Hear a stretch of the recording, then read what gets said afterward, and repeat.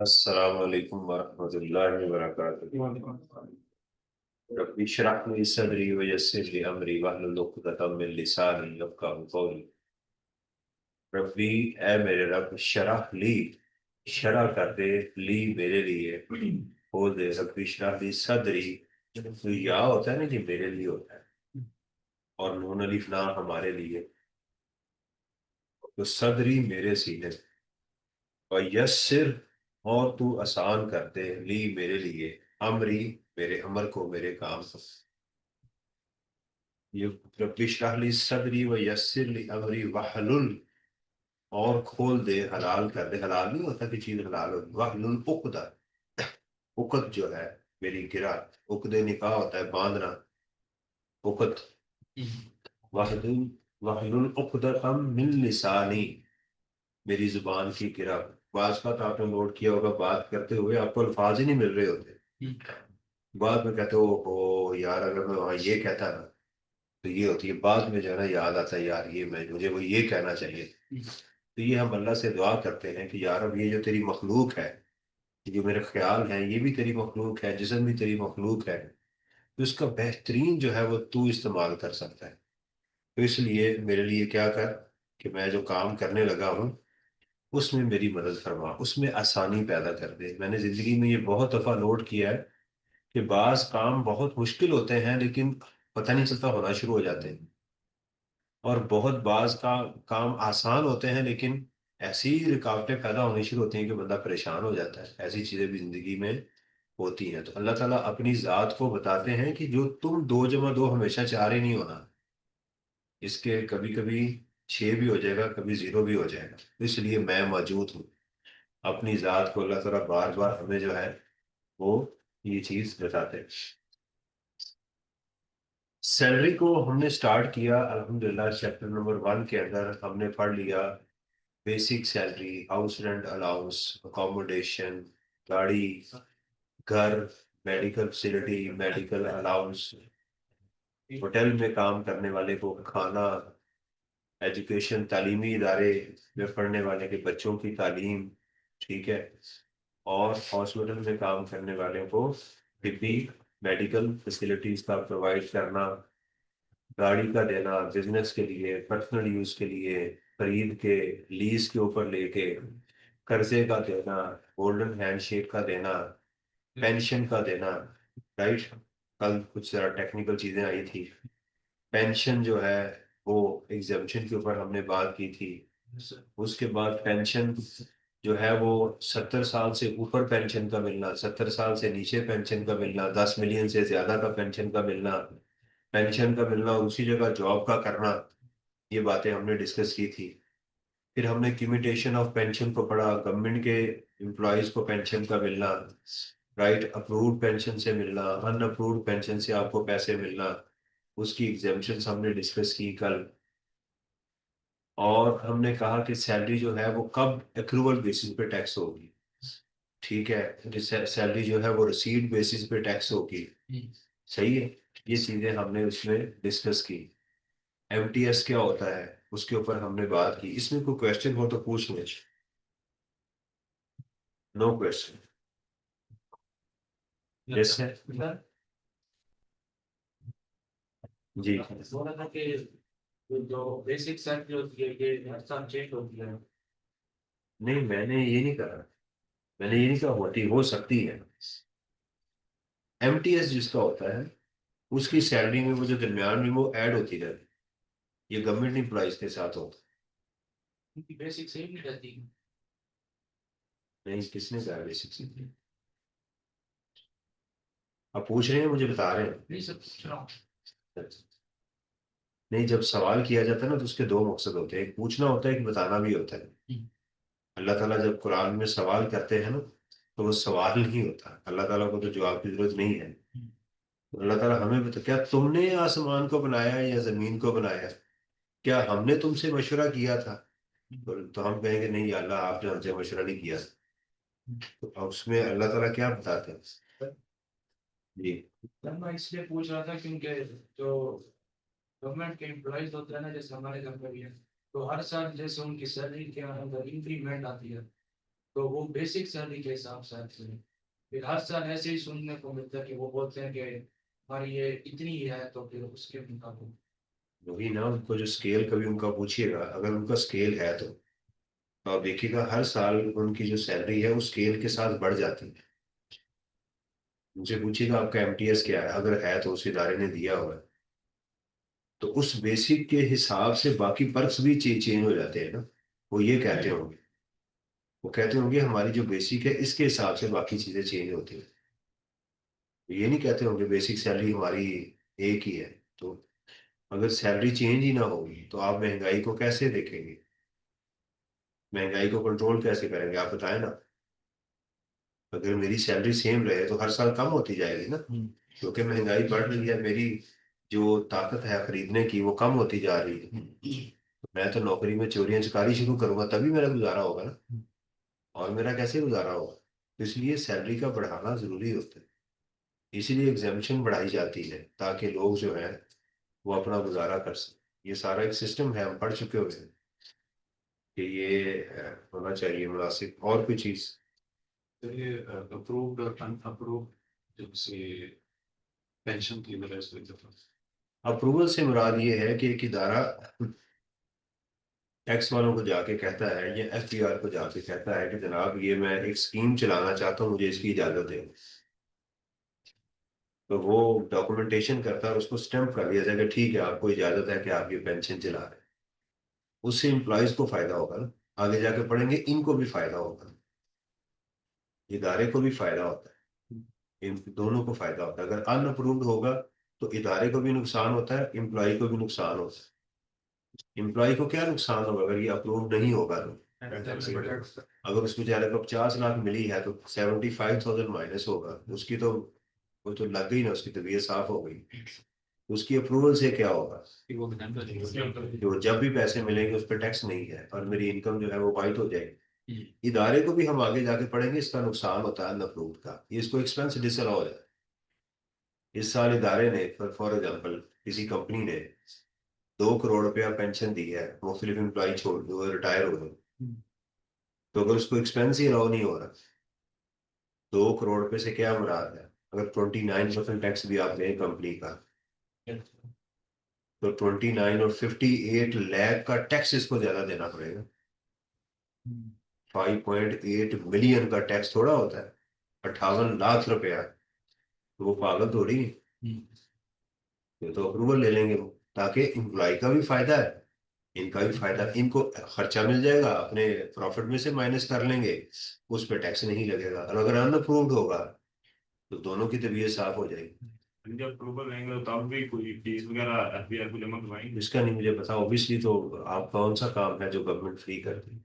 वही होगा, मतलब इस सिर्फ तरह आपको फुट चाटती है फ्री। फ्री में अप्रूव होगा तो फिर तो फायदा ही होगा। वही मैं कह रहा हूँ कि आपको सिर्फ एक काम फ्री करती है, वो है आपका सॉफ्टवेयर अपडेट कर देती है, सॉफ्टवेयर ही अपडेट करती है फ्री, इसके अलावा तो हर चीज के पैसे हैं। अब तो शनाख्ती कार्ड पहले होता था, कब होता था शनाख्त, CNIC को जाके अप्रूवल उसकी एक्सपायर होता था, अब उसकी भी फीस है। उसकी फीस देने के लिए फीस देनी पड़ती है अब तो, उससे पहले भी फीस देनी पड़ती है आपको, बाद में भी फीस देनी पड़ती है। अभी तक पासपोर्ट बनवाने के लिए आपको लाइनों में लगना पड़ता है। अभी तक ऐसा, यानी इतने मॉडर्न दौर के अंदर अभी भी नहीं है कि आप घर से टोकन लेके जाएं कि जी मेरा इस टाइम पे आना। अगर ये टोकन सिस्टम लग जाएगा तो वहां वो जो बंदा आपसे पैसे लेता है, गरीब आदमी खड़ा होता है, तो वो कैसे पैसे लेगा?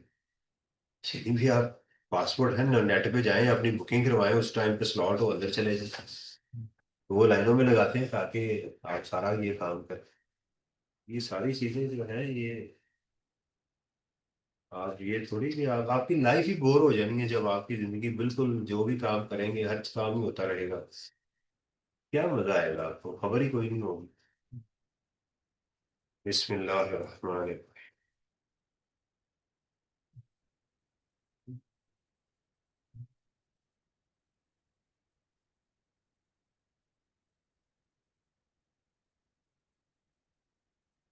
अच्छा जी, कुरान पाक को अल्हम्दुलिल्लाह हमने शुरू किया हुआ है। और इसके अंदर हमने कल पढ़ा था कि 5 जो बंदा काम करेगा, अल्लाह ताला फरमाया कि उलाई का, ये क्या है, अला हुदन, यही लोग हैं हिदायत, इनको इंस्ट्रक्शन मिली है उनके रब की तरफ से, क्योंकि रब ही इंस्ट्रक्शन भेजता है। सूरह फातिहा में कि हमने यही पढ़ा था, अल्हम्दुलिल्लाह रब्बिल आलमीन, आप हमारे रब हैं। तो बाद में क्या कहा, इहदीना। तो रब क्या होता है, मालिक क्या होता है, हदायत देता है। मालिक क्या होता है, हदायत देता है। तो अब क्या क्या है, ये वो हदायत है तुम्हारे रब की तरफ से, और यही क्या है, फलाह पाने वाले हैं, सही लोग हैं, ये सही वाले काम कर रहे हैं। अब दो आयत जो आती हैं वो उन लोगों की आ गई कि जिनको बात मुकम्मल हो गई लेकिन वो मानने के लिए तैयार नहीं। एक होते हैं वलस दौलीन वाले लोग, जो गलत काम कर रहे हैं, बगड़े डाल रहे हैं, ढोल ढमके बजा रहे हैं, और ये सवाब समझ रहे हैं, धड़ाधड़ कुर्बानियां जनाब वो मज़ारों पे जाके वो दे रहे हैं और कहेंगे ये सवाब है। ये आप जब भी फाइनेंशियल इंक्लूजन करेंगे ना मजहब के अंदर, तो आपको सारी चीज समझ आ जाएगी कि जी अल्लाह जो है ना, ये अल्लाह ताला कुर्बानी मांगते हैं। हज की बात नहीं कर रहा, वैसे नहीं कर रहा, वैसे जो है कि जनाब ये होना चाहिए, खाना होना चाहिए। तो आपको यहाँ इंक्लूजन्स मिलेंगी, डॉक्टर मिलेंगे जो फूंक मार मार के आपको ठीक कर देते हैं। तो माल को जब आप सोचना शुरू करेंगे, अबू जहल की फिगर को लेंगे और साथ सोचेंगे इसको माल चाहिए था, तो आपका पर्सपेक्टिव चेंज होगा। फिर आपको समझ आएगी कि ये बंदा जो है ये माल के लिए पैदा, आज हकीकत खुल गई है ना सबकी, कि जो कहते हैं जी जी करबला में ये हुआ, रोते थे और जंगे बदर के वाकया सुना सुना के रोते थे। अब देखें ना जो वाकयात इस वक्त मुल्क में अंदर बने हुए हैं, तो अब क्या है, अब मीठी मीठी बातें बताते हैं, लड़ाई लड़ाई झगड़ी अच्छी चीज है, झगड़ा अच्छी चीज नहीं है। अब पर्सपेक्टिव ही चेंज हो गया सारा ही। ये तो पता चलता है जब मैदान बिछता है, बसात बिछती है, तो फिर समझ आती है कि वो जो बातें थी वो कहाँ थी। अच्छा जी, इन्ना, मेरे उस्ताद ने फरमाया कि इसका मतलब होता है बेशक। एक होता है लकद, इसका मतलब भी बेशक होता है, और बाज बात किसी लफ्ज से पहले लामे ताकीद भी आता है, ये भी होता है। और लफ्ज के अंदर दो दफा अल्फाज का आ जाना, बेशक बेशक आप ही ने किया, तो उसमें ताकीद आती है। मेरे उस्ताद ने बताया कि इन्ना अल्लाह ताला कुरान में उस वक्त इस्तेमाल करते हैं जब लोगों को कोई शक रह जाए, अल्लाह को नहीं। अल्लाह की तो हर आयत हमारे लिए इन्ना ही है, बेशक है, उसमें कोई शक नहीं है। इन्ना, इन अल्लाजीना, ये लफ्ज अल्लाजी मैंने बताया था सिंगुलर है, अल्लाजीना प्लूरल है, ज्यादा लोग, वो लोग, बेशक वो लोग, काफारू जिन्होंने कुफर किया। ये वाव अलिफ जमा की अलामत है, जैसे वाव नून जमा की अलामत, वाव अलिफ भी जमा की अलामत है। काफारू वो लोग जिन्होंने कुफर किया, वो कौन से लोग हैं, काफिर कहते हैं ना छुपाने वाले को। अब इनको बात क्लियर हो चुकी थी फिर भी छुपाए बैठे हैं, जिद पे अड़े हैं। सवा उन बराबर है, सवा उन बराबर है इन पर, राइट। अलैहिम, ये दो अल्फाज हैं, अला और हुम या हिम। इलैहिम, उन सब पर बराबर है, आ या अनजरता, ये तीन अल्फाज हैं। नजरा, हम, नजर कहते हैं किसी चीज के मुजर असरात से पहले ही बता देना इसको, आप उसको नजर कहते हैं। नजर पेश करना, जब आप बुजुर्गों के सामने जाते हैं, उनको नजराना नहीं देते, तो ये क्या होता है कि मैं आपको ये पैसे दे रहा हूं ताकि मेरी जिंदगी में वो जो मुश्किल आने वाली है उससे मैं बच जाऊं, इसको नजराना कहते हैं, नजर पेश करना। तो नबी अकरम सल्लल्लाहु अलैहि वसल्लम को नजीर भी कहा जाता है, राइट, यानी प्रिकॉशनरी, एहतियात बताने वाले कि यार बाज आ जाओ, मैं उस जहन्नम को देख आया हूं। आपको कहा जाए यार हेलमेट पहन के मोटरसाइकिल को चलाया करो, तो मैं कौन हूँ, नजीर हूँ। समझ आ रही है। तो ये है, आप खबरदार करें इनको। अच्छा, हम हर लफ्ज में डरना डाल देते हैं, ठीक है, मुत्तकीन डरने वाले। तो हमारे दिल में क्या होता है, डर जैसे सांप का डर होता है, ये डर मुख्तलिफ होते हैं। ये क्या है, ये कौन सा डराना है कि तुम्हारे किसी एक्शन की वजह से कोई आगे से उलट काम हो सकता है, इसको नजीर कहते हैं। तो बराबर है, अलैहिम उन पर, आ या अनजरता डराएं, ये लफ्ज नजर आया है, डराएं तुम, ता तुम, हम उनको, अम या लम नहीं। ला का मतलब भी नहीं होता है, लम का मतलब भी नहीं होता। समझ आ रही है। तो इन लोगों पर बराबर है, इन लजीना बेशक वो लोग जिन्होंने कुफर किया, सवा उन बराबर है, अलैहिम उन पर, आ या अनजरता डराएं आप उनको, अम या लम नहीं, तुम फिर ता आ गया तू के लिए, तुम जिरहुम डराए आप उनको, ला युमिनून ये ईमान लाने वाले नहीं नहीं लाएंगे, ये ईमान लेकर नहीं है। नहीं आए। लेकिन हमें कौन क्या पता कि कौन सा काफिर है और कौन सा नहीं, मुझे तो नहीं पता, ये किसी के दिल में तो नहीं घुसा हुआ ना। लेकिन एक हौसला मिलता है तबलीग करने वाले को कि आपने परेशान नहीं होना, ये आपका मकसद नहीं है। बाज लोगों का बात बताते हैं आगे से उलट आपके साथ करते हो, बस यार शादी ब्याह का मौका, क्या बातें शुरू कर दी आपने, मौत का जिक्र कर दिया आपने, इस तरह की बातें जो है तो आपको तब चढ़ती है। तो अल्लाह ताला फरमाया ये तुम्हारा काम है, थैंक यू, ये आपका काम नहीं है।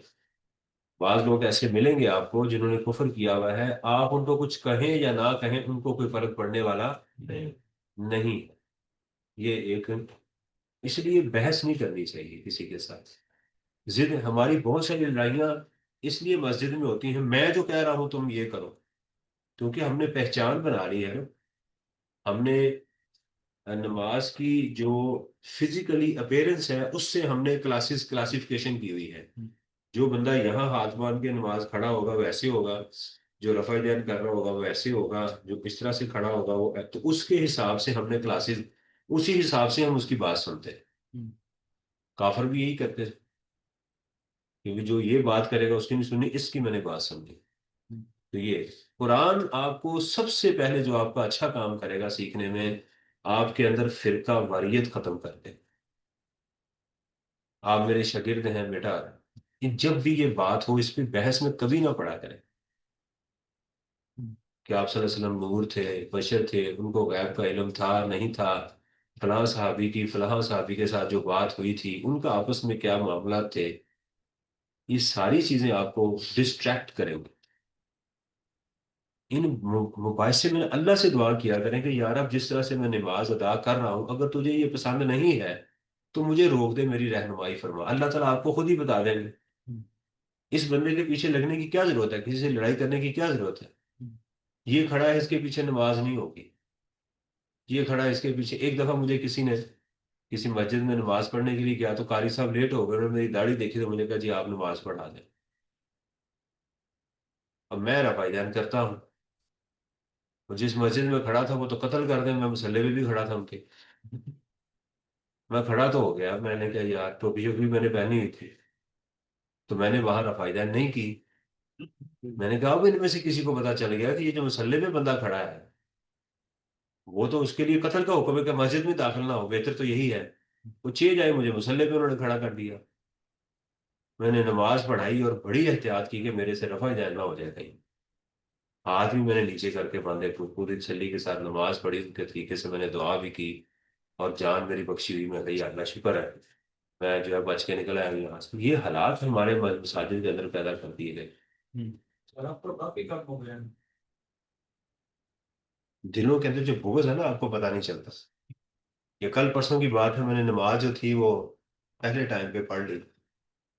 पढ़ा लिखा बंदा जो है सही वाला मेरे साथ सीधा हो गया, यानी उसके मुताबिक मेरी नमाज नहीं हुई, और मैं शायद, वो मेरे दिल में तो काफिर ही समझते होंगे कि ये मुसलमान भी नहीं। इतना जो है वो शदीद गुस्सा उस बंदे को था, बाहर तुगयानी आ रही थी उसके जज्बात के अंदर कि मैं इसका गला दबोच दूं कि इसने ये जुर्रत कैसे हुई है नमाज, अभी मैंने पढ़ी है, आपको क्या तकलीफ।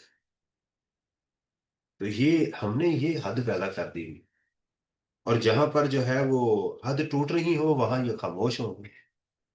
भी शादी ब्याह में जाके उतना गुस्सा वहां भी करें ना जाके, ये जज्बात, ये वो जो आपकी आंखों से खून निकल रहा है, आपके मुंह से अंगारे निकल रहे हैं, आग बरस रही है, आप अतौले हुए पड़े हैं, वहां जाके भी खड़े होके कहें कि ये जो कर रहे हो, लड़कियों से खाना खा रहे हो, ये खाना हराम है, तुम सबके लिए हराम है, तुम जो है ना गलत कर रहे हो, बाज आ जाओ। वहां करें ना जरा, प्रैक्टिकली जहां जुल्म हो रहा है वहां आप खामोश हैं। चूरन जहां बेची जा रहे हैं, दगादग जनाब, वो दमादम मस्किल अंदर करीब, तो ये आपको कुरान इस बात से हटा देगा, बाज करते हैं। इन चक्करों में ना पड़ा कर। घर वालों को भी मना, बहस हो रही है, उन्हें कि यार ना करेगी कोई बहस, ये कोई बात है करने वाली। खातामा, खत्म कहते हैं भर देना किसी चीज को, खत्म, पूरा मुकम्मल कर दिया गया है अल्लाह ने। अला उनके कुलूब, कल्ब दिल को कहते हैं। कल्ब का बेसिकली होता है उलटना पलटना, या मुकल्लिबल कुलूब सब्बित कल्बी अला दीनिक, ए दिलों के उलटने पलटने वाले, मेरे दिल को अपने दीन पे कायम। यहाँ मजहब नहीं कहा गया, दीन और मजहब में फर्क होता है। हमें मजहब सिखाया जा रहा है, असल में अल्लाह ने हर वक्त दीन का सिस्टम की बात की है। ये जो मैं कह रहा हूँ ना, शादी ब्याह पे लोगों से खाना ना खाओ जाके, ये सिस्टम है। जक़ात का देना ये सिस्टम का हिस्सा है। तो मुहर लगा दी है अल्लाह ने, ये अल्लाह ने अब भर गया हुआ इनका दिल। अला कुलूबिहिम, इनके दिल पर अल्लाह ने क्या कर दी है, यानी ये जो दिल है ना, ये जिसके अंदर ईमान उठता है, अल्लाह ने इसके ऊपर मुहर लगा दी। वाह और अला सम, समात कहते हैं सुनने को। हमारे दिल में चीजें कहाँ से उतरती है, या आंखों से या कानों से। दो ही पेरिफेरल डिवाइसेस है ना जो सॉफ्टवेयर इंस्टॉल करती हैं। दिमाग प्रोसेस करता है, जज्बात यहाँ होते हैं। तो हम या तो देखते हैं, कोई पसंद आ गया जनाब, बंदा बस किया, तो ये आंखें हमें वहां तक लेके जाती हैं, या क्या लेके जाती हैं, कान दिल के अंदर लेके जाते हैं। किसी की आवाज आती है, आप उसको सुनते हैं, कोई अच्छी बात सुनते हैं। ये दो आप मुझे देखते भी हैं, सुनते भी हैं। आप फिजिकल क्लास को क्यों प्रेफर करते हैं, कि आप मुझे देखना भी चाहते हैं। देखने में और सुनने में होता है ना, फर्क होता है, तो इसलिए। तो समइम, और उन किन पे लगा दी है, समाज पर। दिल, दिल के अंदर कोई चीज तो भरा हुआ है, तो दिल के अंदर जहां से चीज कोई जानी थी, कानों से सुन के वहां की मोहर लगी हुई है, वो भी भर गए हैं, इनको अब सुनते भी नहीं है। यानी ये नहीं कि बोले हो गए हैं, अच्छी नहीं लगती इनको बात को बताई जाए। वाला अबसारिहिम, और उनकी बसारत पर, विशावा, गशी नहीं होती, गश होता है एक लफ्ज। यार वो चार्जर आपसे मांग लिया, गश पड़ गई आपको। जब आपके मोबाइल की चार्जिंग भी कम हो और आपने चार्ज करना, और आपका दोस्त क्या, यार चार्जर तो देना मुझे, तो गश पड़ती है ना, जो गुस्सा चढ़ता है, बंदा बेहोश होना चाहिए, उसको गश को कहते हैं। बेसिकली गश कहते हैं हल्के पर्दे को, जहां से आप सी थ्रू देख सकें।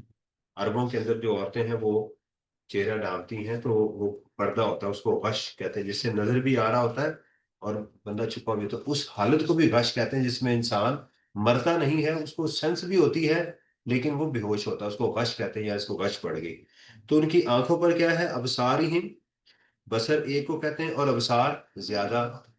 उनकी आंखों पर क्या है, पर्दा पड़ चुका हुआ है, यानी देख रहे हैं, लेकिन अच्छी बात इनकी आंखों से नहीं उतर रही। तो दोनों कितनी डिवाइसेस हो गई, आंखों पर भी पर्दा पड़ गया, कानों पर भी। तीन ही चीजें थी जिससे इसने जिंदगी का फैसला करना था। अल्लाह कहते हैं, अल्लाह ने नहीं बंद किए, ये इसने खुद फैसला किया था। इसने क्या किया था, पहला काम ये इसने किया था। इसका मतलब ये नहीं है कि अल्लाह ने कहा कि नहीं, इसने खुद किया था। जब पूरी हदायत पहुंच गई, बात मुकम्मल हो गई, जब एक बंदे को पता चल गया कि जनाब ये खाना खाना मेरे लिए जायज नहीं है, फिर भी मैं खा रहा हूँ, तो अल्लाह कहते खाओ फिर, जब तुम्हें बात मुकम्मल आ गई थी। वाह और लाहुम, ला कहते हैं फॉर, हम उनके लिए अजाब है, अजीम, बहुत बहुत बड़ा। नजीर, अजीम, रहीम, करीम, इनका मादा है बार बार होना किसी चीज का।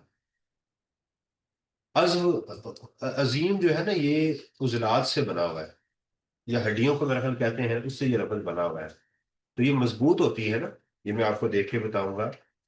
इजामा हड्डियों को भी कहते हैं, मुझे याद आ गया, इजामा हड्डियों, इसी से लफ्ज अजीम है। तो हड्डी क्या होती है, बड़ी ताकतवर होती है। तो अजीम गालबन उसी का ये लफ्ज है। तो इनके लिए क्या है, तो आज हमने क्या सीखा, इन्नल्लज़ीना कफरू सवाउन अलैहिम अनज़रतहुम अम लम तुनज़िरहुम ला। ये जो काफिर हैं, इनको डराएं या ना, इनको डराना ना डराना बराबर ही नहीं। Pay you don't waste your time. अगर मैंने किसी बंदे को बात अच्छी बता दी, उसको नहीं समझ आ रही, तो अल्लाह कहता परेशान ना हो, अल्लाह ने इसके दिल पे मोहर लगा दी। अब यही ना कुड़ते रहे, अल्लाह ने इसके दिल पे मोहर लगा दी है, अल्लाह ने इसके, ये सड़ना नहीं शुरू करता। अब अल्लाह ताला कहते हैं कि मैंने मोहर लगा दी है, और क्या किया, इनकी आंखों पर अल्लाह ने इनके दिल बंद कर दिए हैं। इनकी आंखें और इनके कानों से भी कोई चीज अंदर नहीं जा रही। अल्लाह ताला ने कहा कि आप परेशान ना हो, इनको मेरे ऊपर छोड़ दें। आगे हौसला दिया गया कि इनके लिए हमने अजाब तैयार किया। क्या ख्याल है?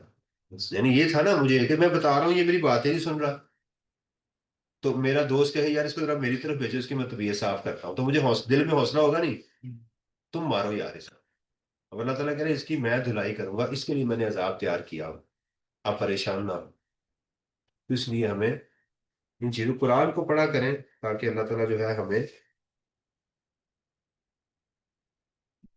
ये हदायत की किताब है, ये नूर है, ये आपके दिल में नूर पैदा करेगी। अच्छा जी, आज मैंने प्रोविडेंट फंड में जाने से पहले जरा हौसले के लिए मैंने कहा कि यार थोड़ा सा प्रैक्टिस प्रैक्टिस भी कर ली जाए। बस थोड़ा सा ये आईटीआई की किताब जो है मैंने उसको डाउनलोड किया, उसका क्वेश्चन बैंक मैंने डाउनलोड किया हुआ। क्वेश्चन नंबर 2 है मिस्टर मुश्ताक का।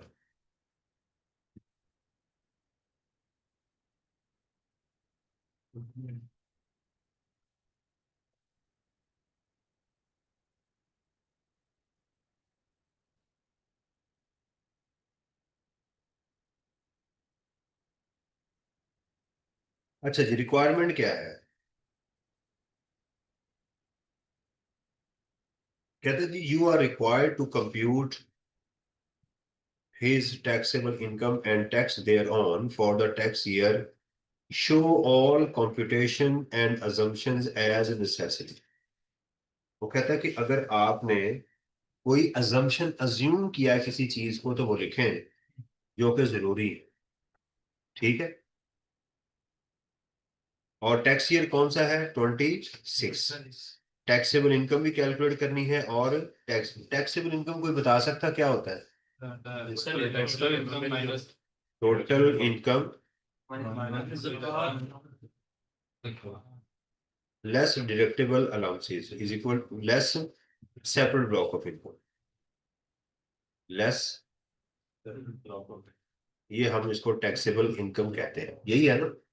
उसने कहा ये, और उसके ऊपर टैक्स भी कैलकुलेट करें, सैलरीड है या नॉन सैलरीड है, जो भी है वो भी कैलकुलेट करें। Mister Mushtaq was provided you has provided you the following data for computation of his total income and tax thereon for the tax year 2026.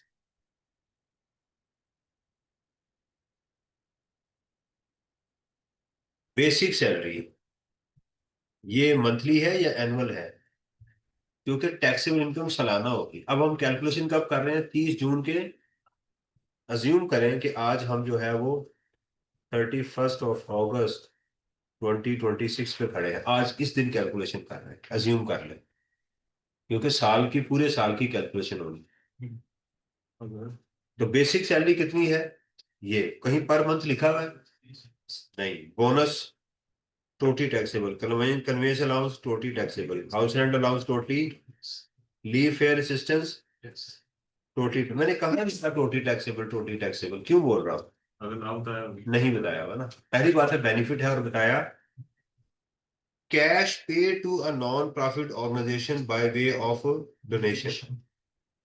ये टैक्स क्रेडिट आ गया, अभी हमने ये पढ़ा नहीं है। टैक्स क्रेडिट जो है ये आ गया, अभी हमने ये पढ़ा नहीं है, इसको हम इग्नोर करते हैं। अच्छा जी, motor vehicle value 400,000 provided by employer and use partly for personal and partly for, ये पार्टली से क्या समझ आई? 5%। वैल्यू कितनी है? 4 lakh. Running cost borne by the employer, running cost ये इसको इग्नोर करते हैं, क्योंकि जो इसका खर्चा है। अच्छा, running cost borne by the, ये अब इग्नोर करते हैं, इसका कोई ट्रीटमेंट नहीं होगा। क्यों? क्योंकि हमने जो रूल पढ़ा हुआ है उसमें रनिंग कॉस्ट गाड़ी किसकी होनी चाहिए? एम्प्लॉयर की। लिहाजा ये वाला रूल यहाँ पर अप्लाई, क्योंकि एम्प्लॉय इसकी रनिंग कॉस्ट बर्दाश्त कर रहा है। इस ओके।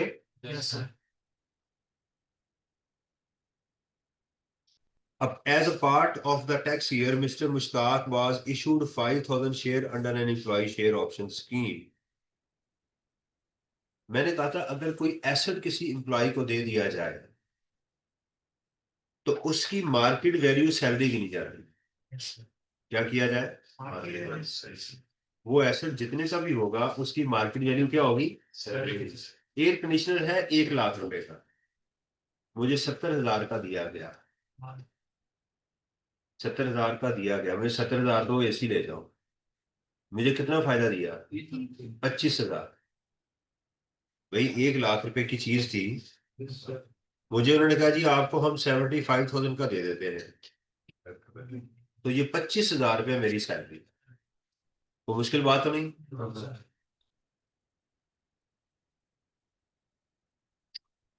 तो वो कहता जी एम्प्लॉय उसको 5,000 शेयर दे दिए गए। अगर तो ये शेयर मुझे उतने के ही दिए गए जितने के हैं तो मुझे कोई फायदा नहीं है, मेरा बेनिफिट नहीं है।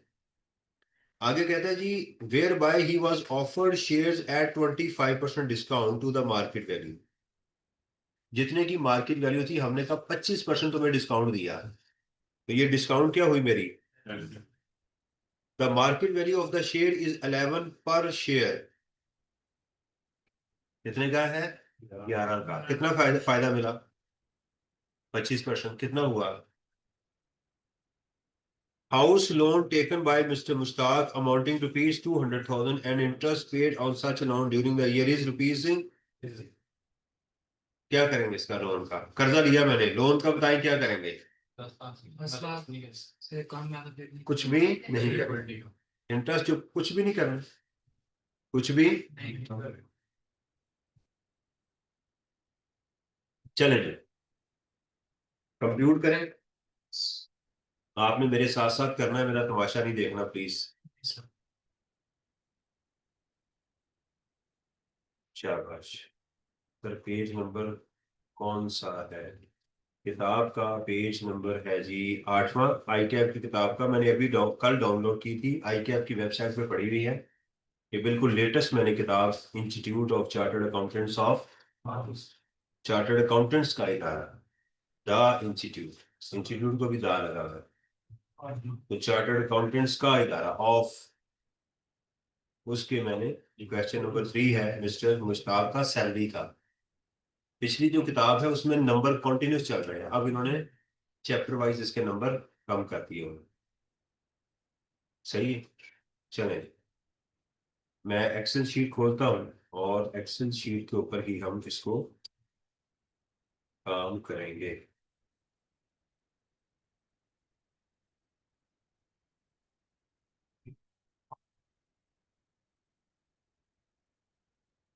आपने मेरे साथ साथ काम करना है, जैसे मैं आपको कहूंगा वो आपने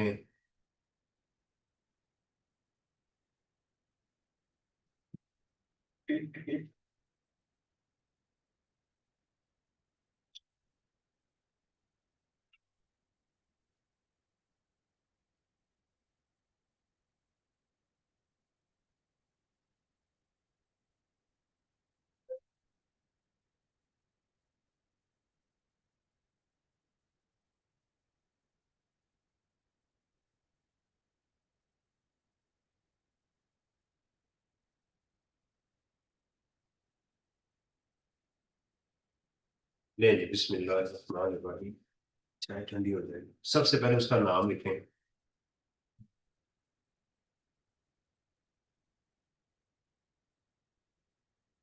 मिस्टर मुश्ताक।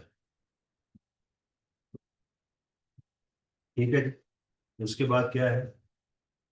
कंप्यूटेशन। क्या कर रहे हैं, यानी कर क्या रहे हैं? Computation of taxable income and tax, tax year. ठीक है जी। क्या करना है? सैलरी।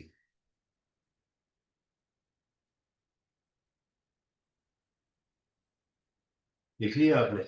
Yes sir. अल्हम्दुलिल्लाह। इस तमाम सैलरी की अमाउंट में से हमने एक अमाउंट कैलकुलेट करनी है। ठीक है? Yes sir. अच्छा यहाँ रुपीस लिखें, RS लिख दें या पूरा रुपीज लिखें, जो जो मैं काम बता रहा हूँ वो लाजमी करना है। अल्लाह खूबसूरत है और खूबसूरती को पसंद करते हैं। तो एग्जामिनर भी समझे क्या है, खूबसूरत है और वो खूबसूरती को पसंद है। तो सारा फोकस खूबसूरती पे ही नहीं होना चाहिए, काम भी करना चाहिए कि आप एग्जाम में जो है वो फुल बूढ़े बनाने शुरू कर रहे हैं। लेकिन सबसे पहले इसमें क्या थी, बेसिक सैलरी।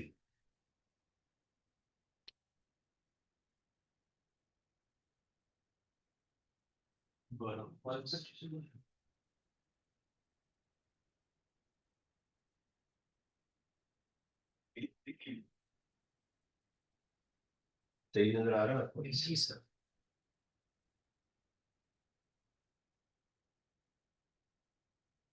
यस।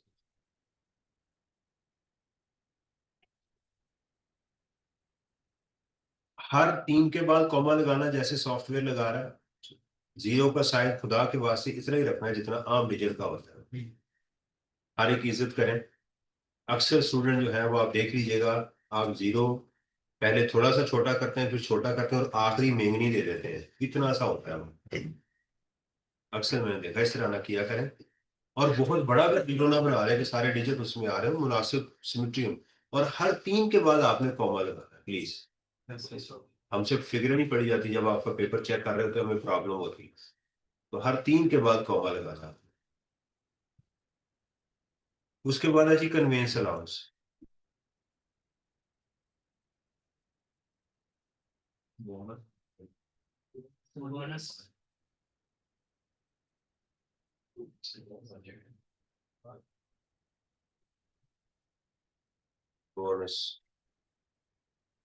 टैक्स है। 50,000 कन्वेंस अलाउंस, 50,000 हाउस रेंट। मैंने हाउस रेंट अलाउंस पे वो 45% का रूल क्यों नहीं लगाया? ये अलाउंस पुलिस अलाउंस पर। ये अलाउंस है, वो अकोमोडेशन नहीं है। और leave fair assistance, leave fair assistance 60,000। और कैश पेड, ये कैश तो पे किया है ना, ये मुझे तो नहीं मिला ना, मेरा बेनिफिट तो नहीं है। मैं इसको इग्नोर कर रहा हूँ क्वेश्चन के अंदर। मोटर व्हीकल, ठीक है जी,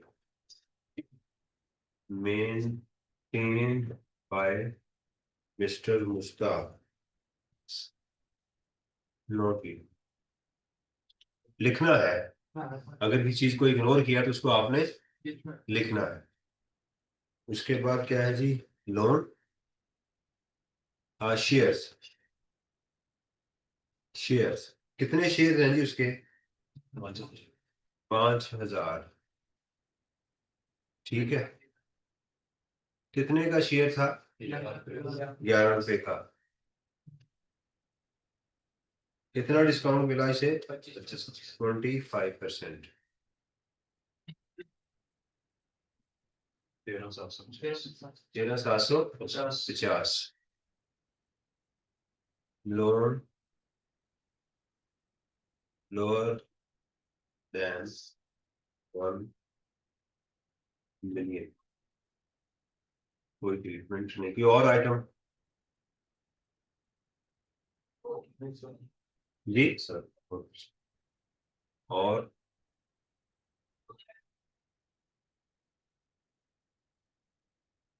अच्छा, अब देखिएगा, जब आपका आंसर कंप्लीट हो जाए तो आपने एक लाइन इसके ऊपर और 2 लाइनें इसके नीचे लगानी है। इसका मतलब होता है ये मेरा आंसर है। सैलरी के अलावा इसमें कुछ और है? Income from property, business, capital gain, income from, कुछ नहीं है ना। तो मैं इसको अब सैलरी की बजाय लिखूंगा टैक्सेबल इनकम। Taxable income. अब आएगी टैक्सेशन। टैक्सेशन में क्या लिखना पड़ेगा? अगर इंडिविजुअल है तो सैलरीड, या सैलरीड है या नॉन सैलरीड है ही सैलरीड, इसके अलावा तो कुछ है ही नहीं। ठीक है, यहां तक नोट कर लिया आपने?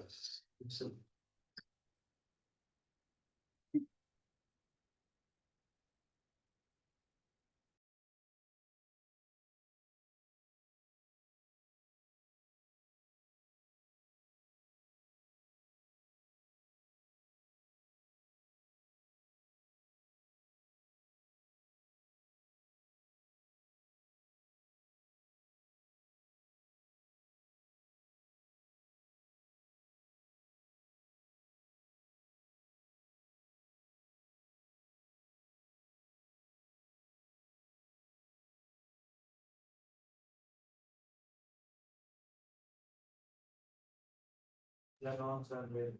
ये सैलरीड है। क्यों? सैलरी टोटल टैक्सेबल इनकम के 75% से ज्यादा है। Yes. तो ये वाला टेबल आएगा, ये इससे ज्यादा है ये वाला। ये स्लैब आ गई 6,000 plus 11% of the amount exceeding 1.2 million.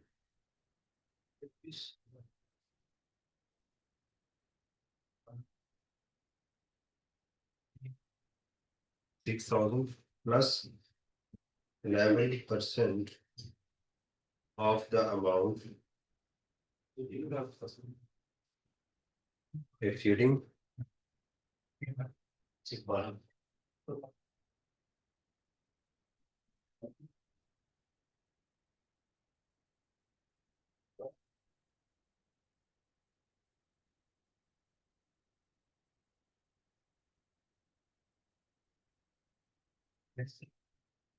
इसमें ये 6,000 कहाँ से आया? फार्मूले से। ये कहाँ से आया? फार्मूले से। ये कहाँ से आया? फार्मूले से। आपने इसमें ये अमाउंट कैलकुलेट करना होगी। आपने ये अमाउंट, ये सैलरीड भी आपने खुद कैलकुलेट करना होता है, ये सैलरीड है या नॉन सैलरीड। यहाँ तक कोई क्वेश्चन हो तो बता दें।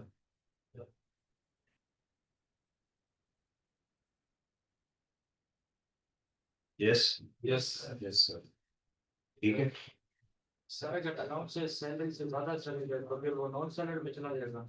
नहीं बेटा, ये सारी अलाउंसेस सैलरी है। सैलरी ये इस सैलरी हम इसको कहते हैं। ये तो उस वक्त कैलकुलेट करेंगे सैलरीड है या नॉन सैलरीड जब इसमें इनकम फ्रॉम प्रॉपर्टी बिजनेस कोई और हेड भी होगा।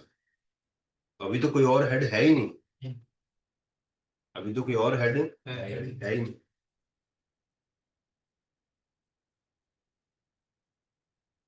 ओके, अरे हम ये नोट करते जाना जो जो हम करते जा रहे हैं।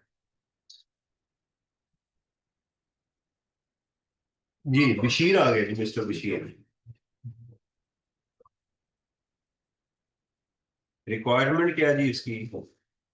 Compute the taxable income tax liability, Mr. Bashir, based on the data provided up for the tax year 2026.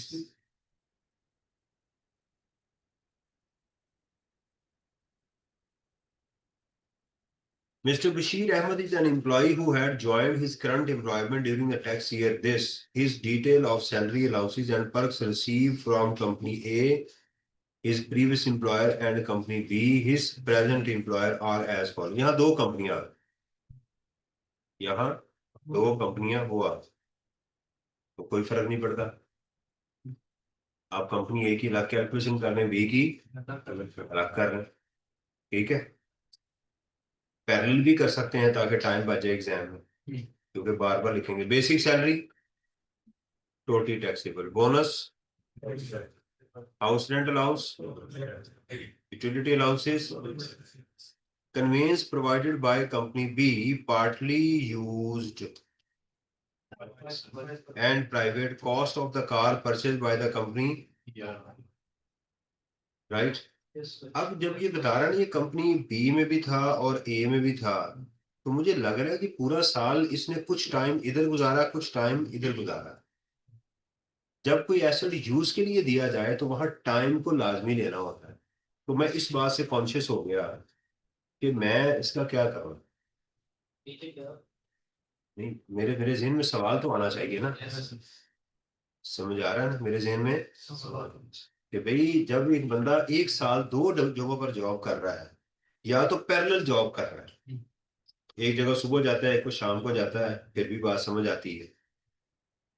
लेकिन अगर उसने कुछ महीने ए में काम किया, कुछ महीने बी में काम किया, तो गाड़ी तो दी है बी ने, तो फिर कितने माह उसने बी में काम किया, मुझे उसको उस टाइम के साथ मल्टीप्लाई करना होता है। लोन को भी टाइम के साथ फैक्टराइज करते हैं। Leave encashment, totally taxable. Medical reimbursement as per the term of the employment क्या होता है? एग्जेम्प्ट। अच्छा, क्या उसने कहा medical allowance under the contract? Terms of, Employment. तो अल्फाज अंग्रेजी में डिफरेंट हो सकते हैं। एग्जामिनर लाजमी नहीं कि आपके वही लफ्ज इस्तेमाल करें जो कानून में लिखे हुए। X gratia payment received under golden handshake scheme, totally tax. पहली बात तो ये लिखें टोटली, Taxable. ये सेपरेट ब्लॉक में नहीं है। इस एम्प्लॉय के पास ऑप्शन है, ये चाहे तो इसको सेपरेट ब्लॉक में ले जा सकता है। Okay, the detail of assessed income and assessed tax in the assessed income and assessed taxes, यानी पिछले सालों के जो असेसमेंट हो चुकी हुई है, जिसको असेस टैक्स से और इनकम से मुराद है जिसको टैक्स डिपार्टमेंट ने मान लिया, एतराफ कर लिया। असेस्ड इनकम से क्या मुराद है, टैक्स डिपार्टमेंट ने एतराफ कर लिया कि ये तुम्हारी इनकम है। असेस्ड ये है। पास्ट 3 इयर्स, अगर 4 साल भी होते तो मुझे 3 सालों का ही चाहिए था। एज फॉलोस ये है। इसमें इनकम कौन सी और टैक्स कौन सा है, ऑब्वियसली ये इनकम है और ये। इसका तरीकेकार क्या बताया है, किसका एवरेज कैलकुलेट करना है, वो कैसे कैलकुलेट करेंगे। तीनों टैक्स T1 T2 और T, ये मैंने लिखा है, आप ये नहीं कहेंगे सर ये T1 T2 कहाँ से आ गया। टैक्स ईयर 1 का 2 का पिछले 3 सालों का, इन तीनों को ऐड करें और इनकी तीनों की इनकम को भी ऐड कर लें और 100 से मल्टीप्लाई करें। आंसर बताएं क्या आ रहा है।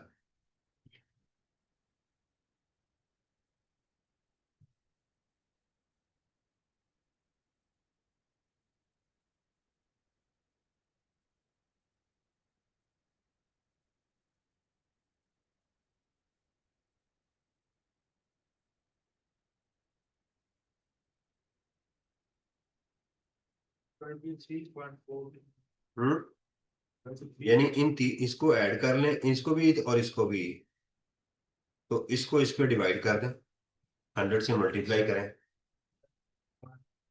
24% ये आ रहा है, 4.1% ये। अब इस एम्प्लॉय के पास, क्या नाम है इनका, बशीर। बशीर के पास ऑप्शन है कि ये जो इसको, ये जो पेमेंट मिली है ना एक्स ग्रेशिया पेमेंट, इस पे या तो वो 23.41% टैक्स दे दे या सैलरी के अंदर ही रह दे। जो ऑप्शन ये लेना चाहता है ये कर सकता है। अब इसका, अब एग्जामिनर ने मुझे बताया कि इसको कौन सी ऑप्शन लेनी चाहिए। अब आपके ऊपर है, आपने डिसाइड करना है कि बेहतर कहाँ होगा। तो बड़ा चालाक है एग्जामिनर, क्या है यहाँ पे, चालाक है। वो चाहता है कि मेरा कैंडिडेट ये फैसला करे कि इस पेमेंट का क्या होना चाहिए, बेस्ट ऑप्शन एम्प्लॉय के लिए, और खुद नीचे नोट भी लिख दे कि मैंने ये वाली ऑप्शन इसलिए ली। उसका तरीकेकार क्या है कि हम इसको पहले टोटल इनकम में ऐड करेंगे और फिर देखेंगे कि इसके ऊपर किस उसमें स्लैब में फॉल कर, जिसमें ये फॉल करेगा, जिसमें ये फॉल करेगा उसके अंदर हम इसको वो लेकर चलेंगे। समझ आ रही है ये चीज। तो हम इसकी पहले कैलकुलेशन करेंगे और फिर उसके अंदर हम इसको वो लेकर चलेंगे। क्वेश्चन नंबर क्या है हमारे पास ही 3।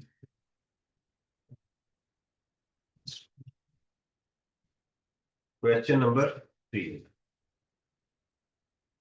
मिस्टर बशीर, सबसे पहले आपने उसका नाम लिखना है। अगर आपको एग्जाम में लगे कि 2 कंपनियां हैं, दोनों की में आपको कंफ्यूजन होगी, तो पहले में ए कर लें फिर बी कर लें। लेकिन बेहतर ये है कि आप टाइम को सेव कर सकते हैं।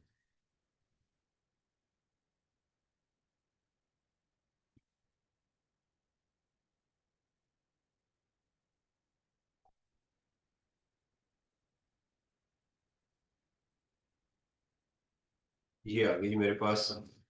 तो अब मैं क्या लिखूंगा यहाँ पे, Computation of taxable income and tax.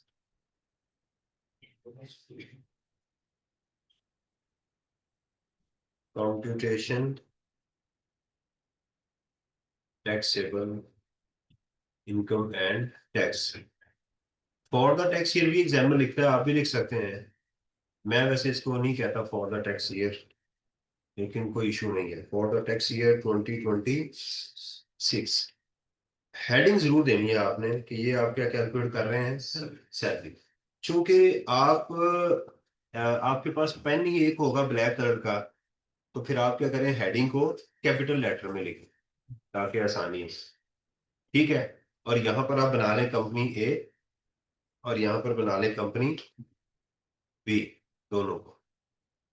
ये आ गई थी आपकी बेसिक सैलरी। चलें, ये तो शुक्र है पर मंथ नहीं है, 714158।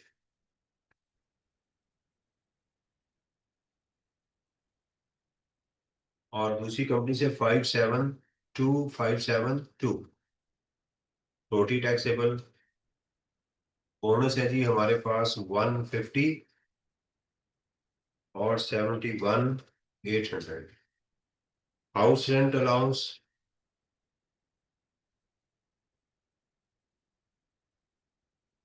258663 22746। यूटिलिटी अलाउंसेस,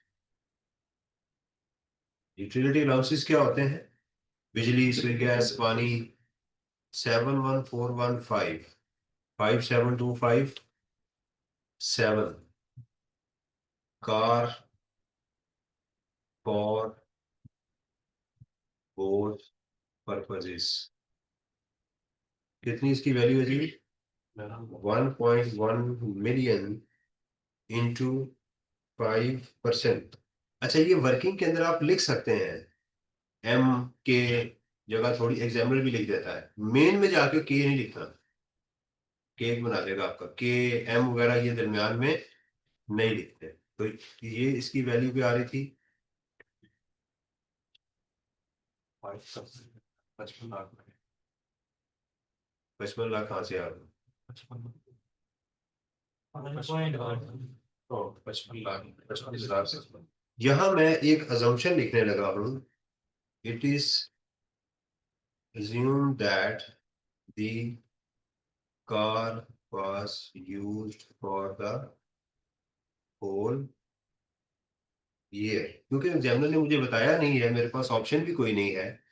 तो ये अजम्पशन मैंने लिख दी कि भाई चूंकि तुमने मुझे बताया नहीं है, हालांकि मेरे स्टूडेंट ने बताया सर नीचे बताया हुआ है, लेकिन मुझे नजर नहीं आया।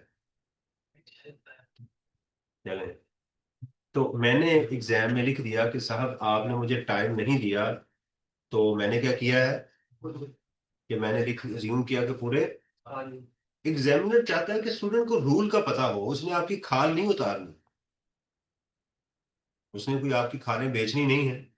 उसका मुझसे इसको पता, अगर मेरे से गलती होगी तो स्टूडेंट उसको अज्यूम कर लिया है। लीव इनकैशमेंट,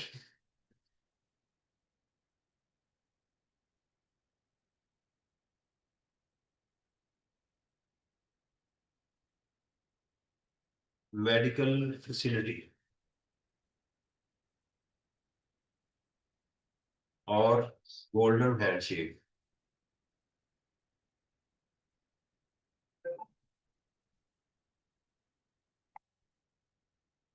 अच्छा, इन दोनों को टोटल करके फिर मैं गोल्डन हैंडशेक की तरफ आता हूँ, 20, 48, 30, ताकि मुझे फैसला करने में आसानी हो। कंपनी ए की ये पेमेंट्स आ गई, और ये कंपनी बी की आ गई। एक्सेल पे मैं इसलिए काम करता हूँ कि आप मुझे ना गुमराह करते हैं, बार बार आप मुझे गलत फिगरें बता रहे होते हैं, इसलिए उस गुमराही से बचने के लिए फिर मैं एक्सेल में काम करता हूँ ताकि कैलकुलेशन में आसानी हो, वक्त बच सके। ऑब्वियसली आप कैलकुलेटर इस्तेमाल करें।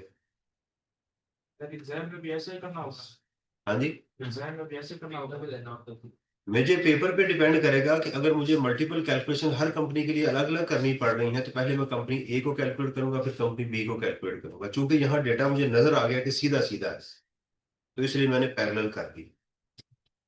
मैं एग्जाम में अपने आप को ज्यादा उलझाता नहीं हूँ, मैं चीजों को थोड़ा सा लंबा रास्ता लेना पड़े, बुल्ले शाह ने कहा ना, राह सीधे जाइए भावे दूर हो गए। तो एग्जाम के अंदर भी मैं, यही मेरी अप्रोच रही है कि मैं अपने आप को उलझाता नहीं। एग्जाम के अंदर मेरे पास इतना टाइम नहीं होता करने का कि मैं पहले ये करूं फिर कांटे मार के उस तरफ जाऊं, फिर मैं कर रहा होता हूँ जहन के अंदर। तो टोटल सैलरी कितनी आ गई जी? मैं यहाँ जाकर लिख लेता हूँ।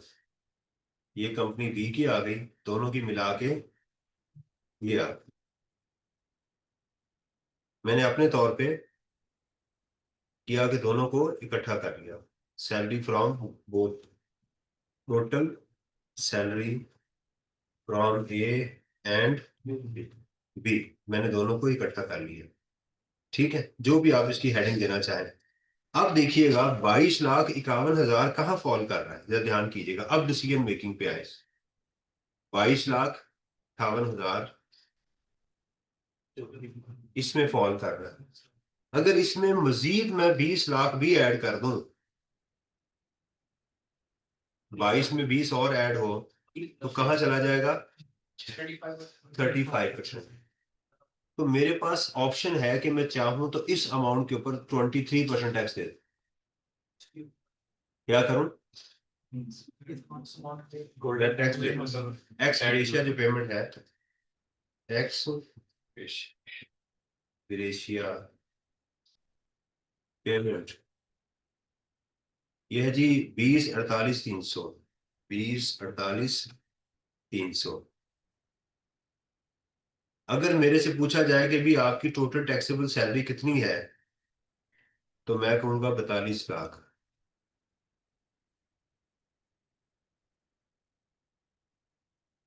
टोटल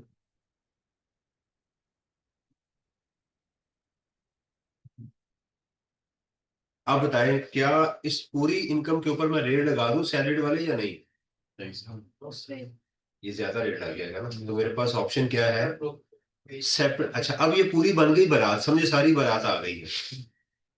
इनमें से मैंने दुल्हा को बाहर निकालना है क्योंकि इसको खाना अलग देना है ना।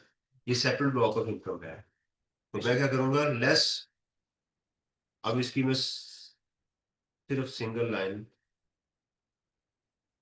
ये अगर आपको एग्जाम में डबल सिंगल लाइन का भूल जाए ना तो सिंगल लाइन लगा दिया करें, टेंशन नहीं लेनी सी ज्यादा। Less separate block of income.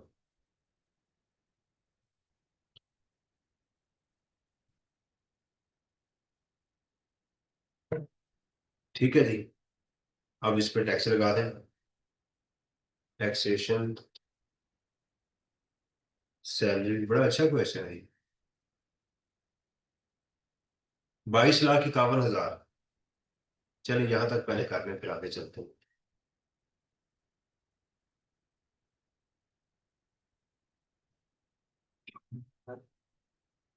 जैसे हम अकाउंटिंग में लिखते हैं जो नेगेटिव वैल्यू होती है हम्म, ब्रैकेट में, यहाँ पे ऐसे लिख सकते हैं। हम्म। लिखना ही ब्रैकेट में चाहिए, मेरे से अभी सॉफ्टवेयर में नहीं आ रही। आपको लिखना ही ब्रैकेट में चाहिए।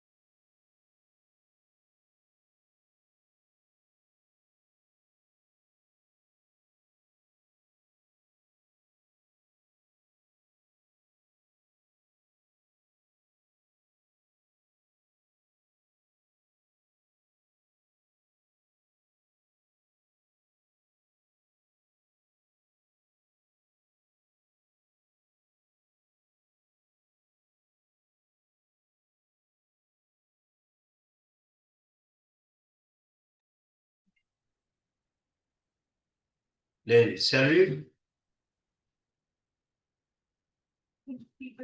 मैं इसको जरा कलर चेंज कर दूं ताकि आपको अंदाजा रहे कि अब ये हमारा ये गोल्डन हो गया ना। सेपरेट अब ये दूल्हा है, ये बारात का वो मेहमान है जिनको अलग से टैक्स, इसलिए बारात में से बारात का हिस्सा है। हाँ, लेकिन इसको हमने स्पेशल ट्रीटमेंट दे ये जी। अब 22 लाख को देखते हैं जाके रेट के अंदर। 1,00,000, 22 लाख यहाँ फॉल कर रहा है ना। 1,16,000 प्लस 23%। ठीक है, 1,16,000 अवामुल नास को मैं ग्रीन कर लेता हूँ, ये तो 1,16,000 plus 23% of 251,394 minus 2.2 million. Student कहते हैं सर ये लिखना लाजमी है, बिल्कुल लाजमी है सर, अगर ना लिखे नहीं लिखना है, नहीं सर अगर मैं भूल जाऊं नहीं लिखना है आपने। हाँ भी जब आप काम करते ही ऐसे हैं, ठीक है, ये तो ऐसे ही है सर, मैं वॉशरूम से होके आगे अगर मैं ना धो के आऊं तो कभी भी नहीं हो सकता ना, उनका हाई गलीज आदमी होगा। जब आदत पड़ी हुई है आपको घर में काम करने की सही, तो कहीं भी जाएंगे, पब्लिक वॉशरूम में भी जाएंगे तो यही हरकत करेंगे ना। तो ये सवाल ही पैदा नहीं होता कि आप नहीं लिखेंगे, कि आप लिखेंगे। ये खाना किसका है, ये खाना किसका है, अवामुन नास का। अब खवास आ गए, add tax on separate block of income,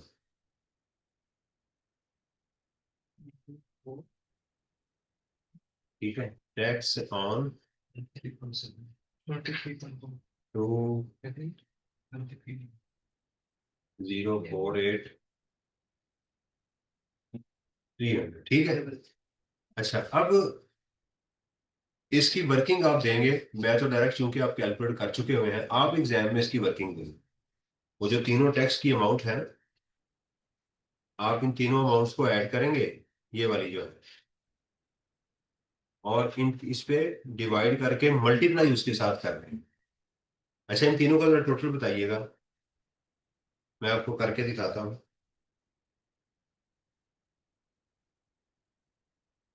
tax की तीनों तीनों अमाउंट का टोटल बताइएगा।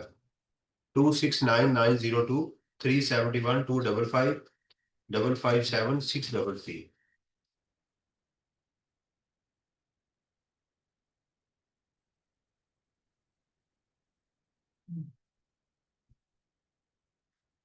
टैक्स की अमाउंट आ गई 1 198 198 790 790 डिवाइडेड बाय, ये करें 13। ये कौन, ये खालिद साहब की किताब है जो जिससे मैं न्यूमेरिकल करवा रहा हूँ, आई कैप की क्वेश्चन बैंक।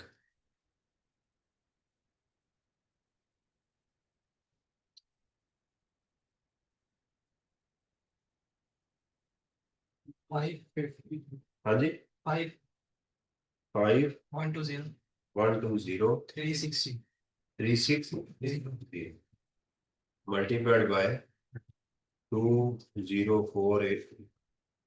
ये किस तरह से कैलकुलेशन शो कर दिया आपने, तो क्या आंसर आएगा जी इसका, 11,9,879 divided by 5,120,360 into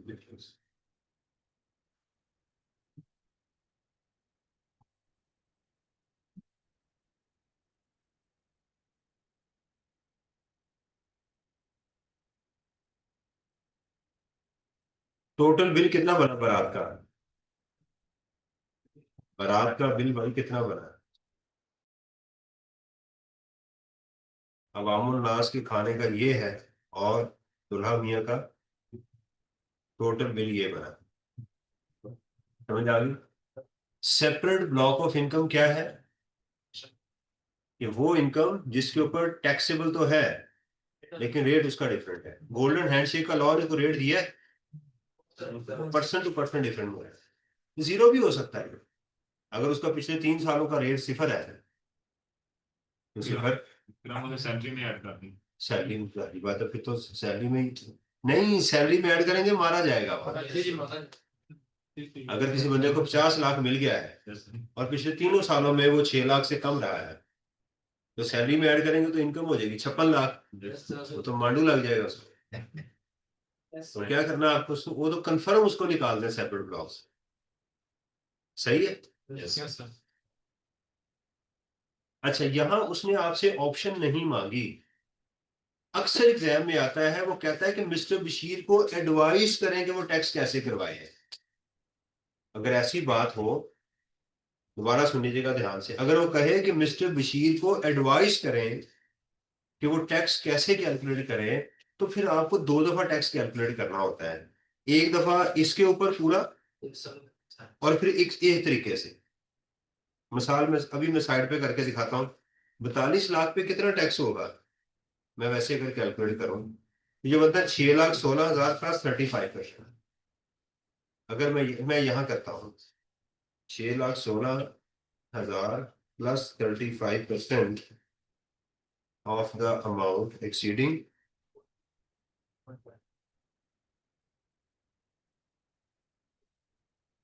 इससे ज्यादा है ना। Yes, sir. अगर मेरे से एडवाइस मांगता तो फिर मैं इसको पहले सैलरी में ऐड करके टैक्स कैलकुलेट करता, फिर माइनस करके कैलकुलेट, और उसको बताता कि इसको ऑप्शन 2 में जाना चाहिए। 1 वाली ऑप्शन जो है उसमें उसको टैक्स ज्यादा लगा। ये बात सबको समझ आई। Yes, sir. यहां मैंने इस पे टैक्स क्यों नहीं कैलकुलेट किया इस टोटल अमाउंट के ऊपर, Sir.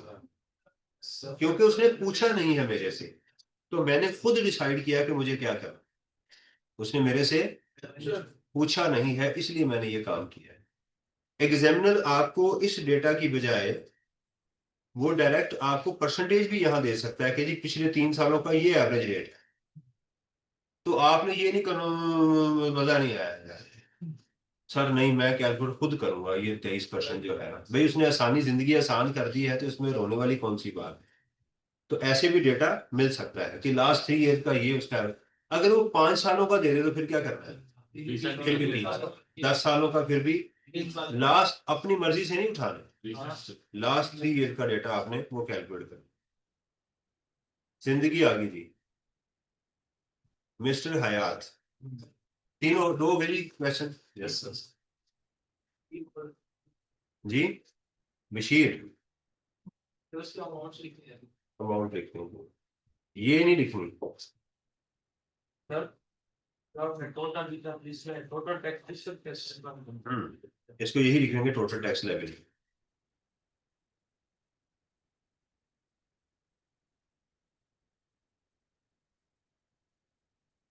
इस ओके। इस सवाल में 2 कंपनी आ गई, नई चीज जो आई इस सवाल में, तो क्या फर्क पड़ा भाई, 4 कंपनियों में काम कर रहे, और इसमें साथ एक टर्मिनल बेनिफिट आ गया, गोल्डन हैंडशेक भी आ गया, हाथ मिलाओ सोने का कर देंगे। ठीक है, उसका भी ट्रीटमेंट हमने सीख लिया, सैलरी के रेट्स को अप्लाई करना भी सीख लिया, Yes, sir. डिसीजन भी सीख लिया। अभी लिख लिए अमाउंट नहीं, लिख लिए। तो आपको पता चला आज की मुझे सैलरी आती है। कल ये मेरा दोस्त जो था, ये मुझे कह रहा था सर न्यूमेरिकल ये वाले किए हैं, याद है कल आपको।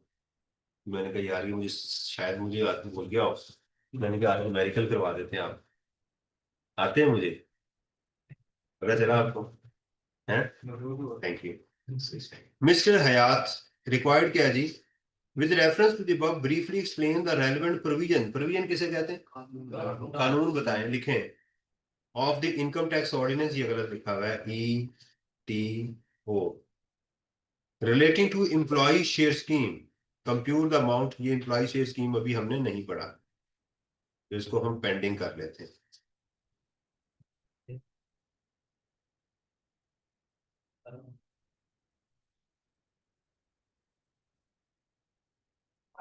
नहीं, एक और चीज आ गई, mister Ainuddin Khan, mister Ainuddin Khan are retired civil requirement देख लेते हैं, वही है। Total income of mister Khan for tax year, क्या मांगा उसने, बस यहां टैक्स कुछ से कैलकुलेट नहीं करना।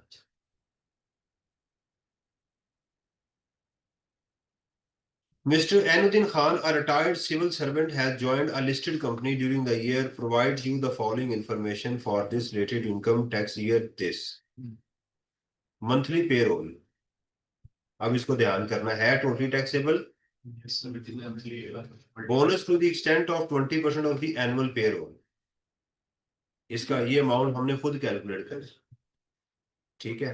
Totally house rent allowance received in cash with monthly payroll, the company maintain car valuing this for personal and official use, total expenditure incurred by the company irrelevant, ये इररेलेवेंट है, हमें क्या करना है, इसका 5% चाहिए। Other payment made by company on vouchers, voucher से मुराद होती है उसने लाके रसीदें दी, उसके अगेंस्ट उसको पैसे दिए गए।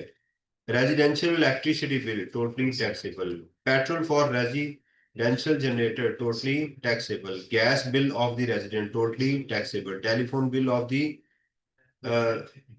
Resident including with holding tax, ठीक है। टैक्स अगर निकला हो तो ऐड करना है, अगर ऐड हो तो ठीक है। अगर आपको कहता है इसमें 100 रुपया विद होल्डिंग टैक्स भी है, क्योंकि मैंने अब इनकम टैक्स कैलकुलेट ही नहीं करना, वरना वहां से 100 रुपया जाके माइनस करता, तो मैंने रहना ही टोटल इनकम तक है। और ये बात वो ठीक कर रहा है कि इसमें विद होल्डिंग टैक्स शामिल है तो होना चाहिए, राइट। इसके अंदर अगर आपकी किसी इनकम में, अभी कर लें फिर मैं आपको बताता हूँ, मुझे एक चीज और समझ आई इसकी, club bills taxable, internet usage reimbursement totally taxable, ये एक इंफॉर्मेशन इसने दी है कि इसमें वो शामिल है, इसको निकाल दीजिएगा, फिर अब आपको बाद में बताऊंगा कि क्यों निकाल रहा है। Pension from the government exempt है, डिविडेंड फ्रॉम इन्वेस्टमेंट इन वापडा बॉन्ड नेट ऑफ टैक्स, ये नेट है ना, इसको ग्रॉस अप करेंगे, इसको क्या करेंगे, ग्रॉस अप। मैंने कहा कि टैक्स को माइनस हुआ हो तो उसको क्या करना है, तो ये कितने परसेंट अमाउंट है, 85, तो 70,000 डिवाइडेड बाय 0.85, 1 लाख रुपया, ठीक है। ये भी टोटली, अच्छा ये है सेपरेट ब्लॉक में डिविडेंड, इसके ऊपर अलग से टैक्स लॉ ने लगाया हुआ है। फिर डिविडेंड होता है जो शेयर्स के ऊपर मिलता है। पहले आपको ये बात समझ आई कि मैंने लाख रुपए को ऐड किया है, ये है, ये असल में ना इसको यहाँ देना नहीं चाहिए था, ये वाली अमाउंट, ये असल में हिस्सा है इनकम फ्रॉम अदर सोर्स, ये सैलरी का हिस्सा नहीं, डिविडेंड जो है यहाँ आना नहीं चाहिए, क्योंकि सैलरी की हमसे कैलकुलेशन करवा रहा है तो यहाँ उसको ये देनी नहीं चाहिए। बता देता हूँ, वैसे ही जो डिविडेंड है, जो शेयर्स के ऊपर हमें इनकम मिलती है, उस पे लॉ ने फिक्स टैक्स लगाया हुआ है 15%। कितना टैक्स लगाया हुआ है, 15%। 70,000 रुपया मुझे उन्होंने दे दिया और मेरा 30,000 उन्होंने मेरा टैक्स जमा करवा दिया, सेक्शन ये आपने किया है? कितना हुआ ये 82,000, तो ठीक ही तो है सर, सही है। तो उन्होंने क्या किया कि मेरा, हाँ जी ठीक है सर, मेरा उन्होंने क्या किया कि 12,350 रुपये, असल में मेरा डिविडेंड ये था, असल में मेरा डिविडेंड ये वाला था, समझ आ रही है। तो इसलिए मैंने इसको लिखा, लिखूंगा सैलरी मैंने इनकम फ्रॉम, मैं कह रहा हूं कि वो आ गया है, यहाँ उसको आना नहीं चाहिए था, क्योंकि ऊपर सैलरी की कैलकुलेशन कर रहे हैं तो यहाँ पर ये नहीं होना चाहिए था, इसको सिर्फ इतना ही होना चाहिए। बहरहाल बता दिया आपको, आपने टोटल इनकम सैलरी की कर करके उसके नीचे इनकम फ्रॉम अदर सोर्सेज में 82,350 ऐड कर, ठीक है। ना भी हो, ये असाइनमेंट के तौर पे आपने करना है, जी सर, ठीक है।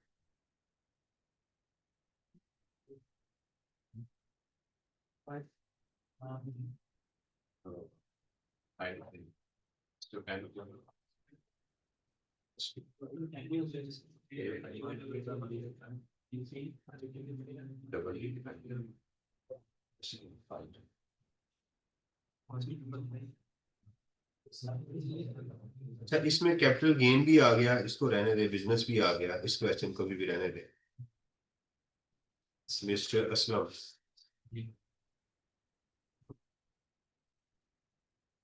इसमें एम्प्लॉय शेयर स्कीम आ गई, ये भी एम्प्लॉय शेयर स्कीम का है।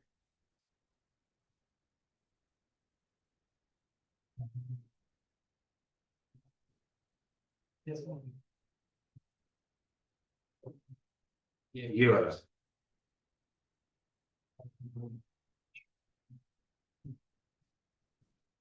फिर इसमें रेजिडेंशियल स्टेटस दिखाना।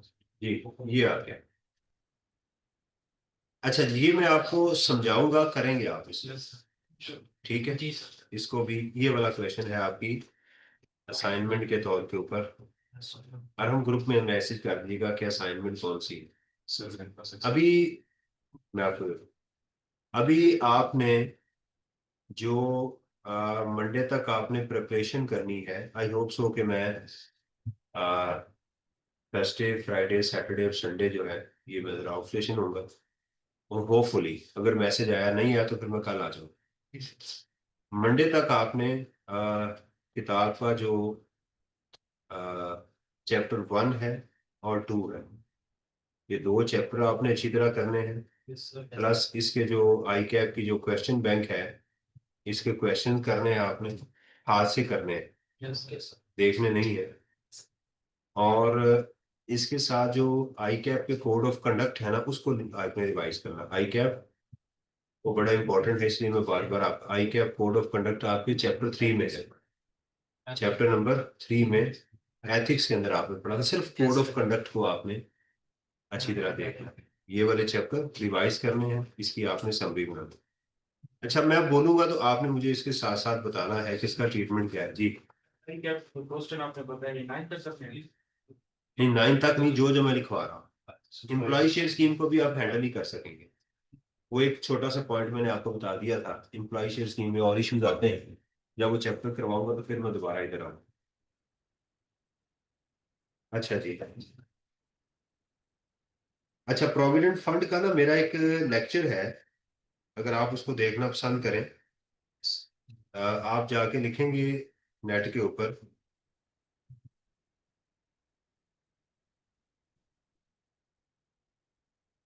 Taxation of provident fund by Imran Shahzad, YouTube के ऊपर।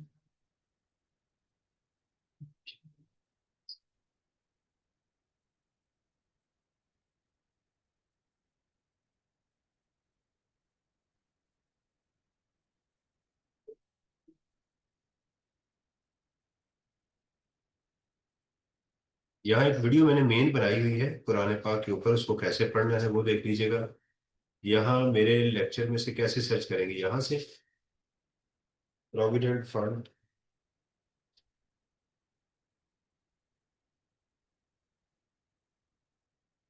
ये वाला, ये जो है ना, इसका लिंक ग्रुप में शेयर करेंगे। उसका लिंक ग्रुप में शेयर कर दो। ये वाला, ये बड़ी, मैंने बड़ी मेहनत की है इस वीडियो के ऊपर ना, एनिमेशंस बहुत अच्छे हैं इसके अंदर। तो इसके अंदर एक सेठ साहब है, उनकी मैंने कहानी सुनाई है, स्टोरीज हैं इसके अंदर, ये देखिएगा।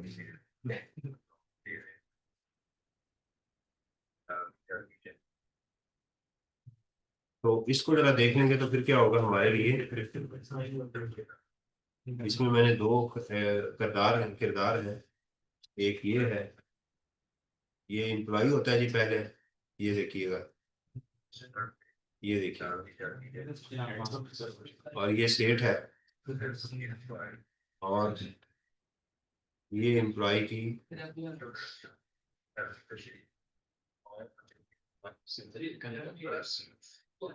अभी इंजॉय कर रहा है ना, अभी लाइफ चल रही है, बीवी बच्चे, और ये जनाब बीच में जा, ये रिटायरमेंट में बोली जा रहा है, घर में हर वक्त टी टी टी टी चलती रहती है सही, सही है।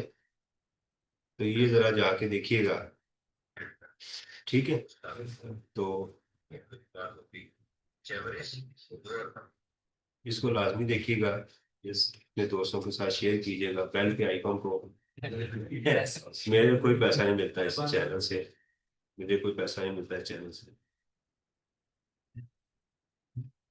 अच्छा जी, अच्छा जी, तो ये काम आप कर लीजिएगा तो आपका चैप्टर मैं दोबारा करवाऊंगा आपको प्रोविडेंट फंड, लेकिन इसको कर लेंगे तो आपको फिर मेरी बात समझने में आसानी हो। Mister Akbar was employed on 1 अगस्त 2025, ये बड़ी इंपॉर्टेंट लाइन, क्योंकि आप कैलकुलेशन कर रहे हैं 30 जून के लिए। तो जब आपको पार्ट ऑफ द ईयर की चीज बताए तो आपको मंथली कैलकुलेशन ध्यान से करना पड़ती है। इन द मंथली बेसिक पे of scale of this and this, अब ये आगे ध्यान दीजिए, ये एमटीएस है, मिनिमम टाइम स्केल है। बेस टैक्सेबल सैलरी जो आपने लेनी है वो ये वाली लेनी है, बेसिक सैलरी, ये इसका एमटीएस है। इससे मुझे पता चल रहा है कि इसका दूसरा साल है। कैसे? जब इसने ज्वाइनिंग की तो ये थी, तो 10,000 का उसकी इंक्रीमेंट लाके अब इसकी बेसिक सैलरी ये हो चुकी है। ये आपने फिगर सिर्फ आपने अकोमोडेशन के लिए यूज करनी है, ये मंथली है। बाकी पूरे कैलकुलेशन पूरी क्वेश्चन में आपने यही फिगर लेकर चलनी। अब अगस्त में अगर इसने ज्वाइन किया है तो आप इसको किससे मल्टीप्लाई करेंगे? 11 से। ट्रैवलिंग अलाउंस को भी 11 से, मेडिकल अलाउंस को भी। मेडिकल अलाउंस अगर नीचे कोई चीज नहीं होगी तो आप इसको 10% of the basic salary exam करें, और अगर नीचे medical facility under the contract हुई तो ये सैलरी में चला जाएगा डायरेक्ट, क्योंकि मेडिकल अलाउंस की एग्जाम्पशन कब खत्म होती है? जब उसको मेडिकल फैसिलिटी या इंश्योरेंस दे दी जाए। Mr. Akbar was offered to either avail a monthly house rent allowance of 50,000 or rent-free accommodation. He opted the accommodation. उसको कहा गया अलाउंस ले लो हमसे या हमसे अकोमोडेशन ले लो। उसने किसको ऑप्ट कर लिया? अकोमोडेशन को। तो उसके ऊपर क्या रूल लगेगा अकोमोडेशन के ऊपर? कि उसके घर की फेयर मार्केट वैल्यू और एक्चुअल रेंट और 45% ऑफ दी, नहीं, अब चूंकि एमटीएस गिवन है तो एमटीएस को लेके चलेंगे। अब बेसिक सैलरी को टैक्सेबल बेसिक सैलरी ही होगी, लेकिन जब अकोमोडेशन के लिए रूल यूज करेंगे तो एमटीएस यानी 150 इंटू 11 करेंगे, लेकिन ऊपर जब कैलकुलेशन करेंगे बेसिक सैलरी तो वहां 160 ही लेंगे। मैं ये नहीं चाह रहा कि आपसे सवाल बिल्कुल ठीक हो, मैं कोई असाइनमेंट दूं तो इसके 10% चांस होते हैं कि स्टूडेंट ठीक कर ले, नॉर्मली वो गलत करता है। तो असाइनमेंट का मतलब होता है कि आप इसको करेंगे। जो स्टूडेंट हर क्वेश्चन करता है, उसको गलत करता है, टेस्ट भी देता है उसमें गलतियां करता है, वो पास हो जाता है, राइट? और वो जो सुकरात की औलाद से हैं, जो अफलातून की औलाद से हैं, राइट, इनकी नस्लों से आ रहे हैं, आइंस्टाइन की नस्ल से हैं, जो नहीं करते और कहते हैं जी मुझे आता है, जो नहीं करते इस बच्चे से ज्यादा जहीन भी हैं, इनके चांस फेल होने के होते हैं। ठीक है, इसलिए mister Aslam has been provided free utility with a maximum limit of 10,000 per month, ये भी टोटली टैक्सेबल है। However, he generally consumed utility rupees amounting rupees in, ये सिर्फ एक इंफॉर्मेशन है जो आपको धोखा देने के लिए, भाई मुझे फायदा कितना मिला है वो 10,000 का, मैं 15,000 बिजली फूक जाऊं, मैं जनाब वो 50,000 की फूक जाऊं, मुझे उससे क्या है, इदारा मुझे क्या दे रहा है? असल बात तो ये है, बाकी सब कहानियां हैं इसके अंदर। Mister Akbar has been provided with a motor vehicle for official as well as 5%। The vehicle was acquired by ABC limited on lease. तो मुझे अब क्या चाहिए? Market value at inception, commencement. The fair market value of the vehicle was this at the inception of lease. However, under the lease agreement, ABC was required to pay total this over the lease term. ये irrelevant information है, इसको exam में लिखना नहीं लिखना, बस आपने इसका 5% इस अमाउंट का लेना है और उसको 11/12 करना है। जो भी एसेट आपको यूज में पार्ट ऑफ द ईयर दिया जाए उसमें टाइम एंटर करना होता है। During the month of December, the employer waived 100,000 loan due from Mr. Akbar. Loan 10 रुपए का भी छोड़ दिया जाए तो उसको सैलरी गिना जाएगा, तो ये आपकी सैलरी में ऐड हो जाएगा। Further, the employer also reimburse children education expenses amounting to rupees this. अगर ये इदारा एजुकेशन इंस्टीट्यूशन होता तो ये एग्जाम्प्ट होता, अगर ये इदारा तो ये मार्जिनल कॉस्ट में एग्जाम्प्ट होता। तो क्या ये इदारा एजुकेशन इंस्टीट्यूशन है तो ये भी टोटली टैक्स होगा। ये पर मंथ है, ये टोटल है। Tax deducted bye the employer at the rate of this out of salary. ये कुछ ये बेनिफिट नहीं है, बल्कि आप जब टैक्स कैलकुलेट करेंगे तो ये उसका एडवांस टैक्स जो है 77,000 टैक्स में से माइनस हो। Mister Akbar left the job as well as Pakistan on 30th April. ये सारा 11 गलत हो गया, 9/11 हो गया सारा ये। हम तो उसको 30 जून तक लेके जा रहे हैं। कहते हैं 30 अप्रैल को उसने रिजाइन कर दिया। सच में 9/11 9/11 हो गया।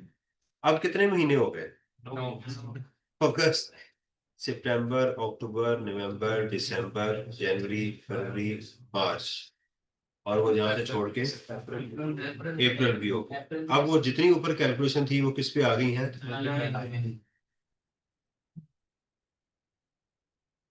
Mr. Akbar left the job as well as Pakistan and joined a new job at UAE at a monthly salary of AE dirham जो है ये उसके effective from 1st January June conversion rate this। क्या आई बात? तो 40 का था। जब भी फॉरेन करेंसी आएगी उसका रेट लाजमी होगा, ये बात भी याद है, क्योंकि पाक रुपी में कैलकुलेशन करना होता है। तो मंथली सैलरी है जी जून की, एक ही माह की मिली है, कितनी आ गई? 12,000 इंटू 40 कितनी हो गई? 400 एग्जाम्प्ट हो जाएगी। If a person leaves during a tax year and remains abroad, then his foreign source salary shall be exempt। ये उसकी सैलरी क्या हो जाएगी? एग्जाम्प्ट हो जाएगी। आगे चैप्टर 1 जी। कौन कौन से क्वेश्चन मैंने असाइनमेंट में दिए? शाबाश।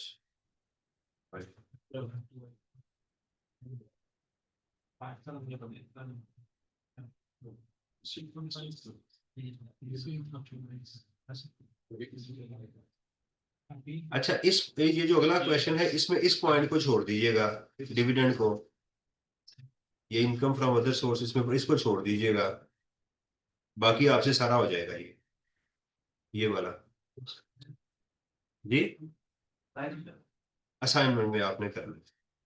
आप असाइनमेंट में करके लेकर आएंगे, जब मैं इसको फिर डिस्कस करूंगा तो फिर आप देखिएगा कि मेरे और आपके उसमें डिफरेंस क्या है, या पूरा करने के बाद सॉल्यूशन देख लीजिएगा। मैं तो डिस्कस करूंगा, लेकिन करते दौरान जो है वो आपने ठुमके नहीं मारने, कभी इधर कभी उधर। अच्छा इसका क्या ट्रीटमेंट है, वो आपके अंदर कॉन्फिडेंस आएगा ही नहीं, आपके अंदर कॉन्फिडेंस है, फियर नहीं आपके अंदर होना चाहिए। यार गलत तो नहीं कर रहा, भाई क्या हो जाएगा गलत नहीं कर रहे तो। अभी तक आप कौन सी जनाब आपने कोई मरीज पे पहुंच चुके हुए हैं, गलतियां नहीं करते रहे। अरिस्तु ने कहा था, पता नहीं उसने कहा था नहीं कहा, तो उसके ये मशहूर है, उसने कहा था कि कामयाबी की जो सीढ़ी होती है उसका हर पायदान नाकामी से मिलकर बनता है। और यही चीज आपको एंजॉयमेंट देगी जब आप सीए कर लेंगे। हाँ यार फलां जगह मेरे से ये गलती हुई थी, फलां जगह ये। एक्सपीरियंस क्या है? मेरा एक दोस्त है अमेरिका में, मुझे कहता है कि व्हाट इज एक्सपीरियंस। मैंने कहा एक्सपीरियंस मीन एक्सपीरियंस, मैंने कहा चेंज ऑफ माइंड।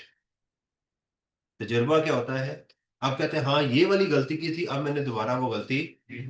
लेकिन जो बार बार गलती करता है वो तो इंसान नहीं होता, चवल होता है वो तो इसलिए आपने गलती की, आप उससे सीखते हैं, वो गलती एग्जाम में याद रहती है। और जो गलती करते ही नहीं है फिर वो आप गलती एग्जाम में करते हैं, फिर वो नहीं भूलती आपको। वो आपके दोस्त ही याद करवाते हैं, पेपर निकले यार, नहीं फोन कर करके बताते हैं कि तुमने ये हरकत की है। ये तो बिल्कुल छोटा सा क्वेश्चन है ये तो। साइश, हाँ जी,